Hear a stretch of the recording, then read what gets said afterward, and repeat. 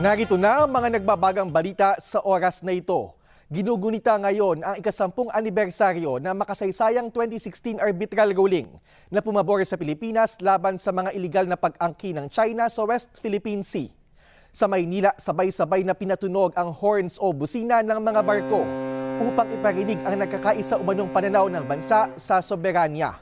Kasabay nito, pinasinayaan din ang bagong West Philippine Sea Monument na magsisilbi umanong permanenteng paalaala sa pisikal na anyo ng legal na tagumpay noong 2016. Sa Quirino Grandstand, isinagawa rin ngayong araw ang National Peace Walk 2026 o Alay Lakad para sa Dagat.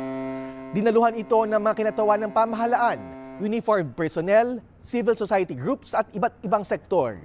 Bit-bit ang mga bandila ng Pilipinas, layunin umano nitong ipakita ang nagkakaisang paninindigan sa karapatang pandagat ng bansa.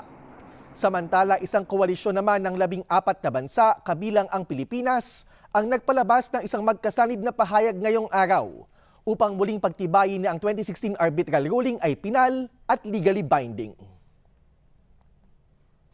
Aabot sa halos 50 mga bahay sa ilalim ng Culiat Bridge 2 sa kahabaan ng Congressional Avenue sa Quezon City ang nasunog nitong Sabado ng gabi.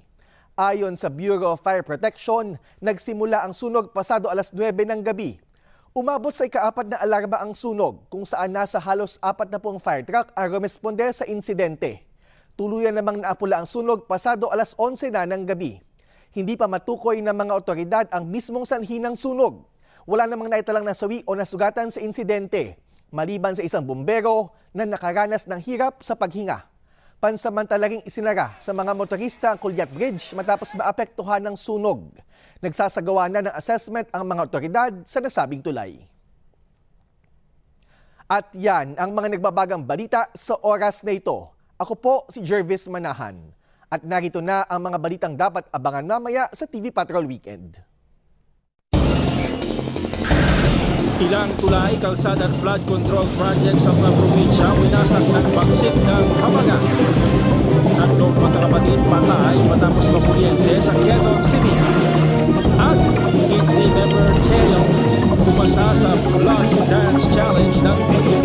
Ang detalye mamaya sa TV Patrol.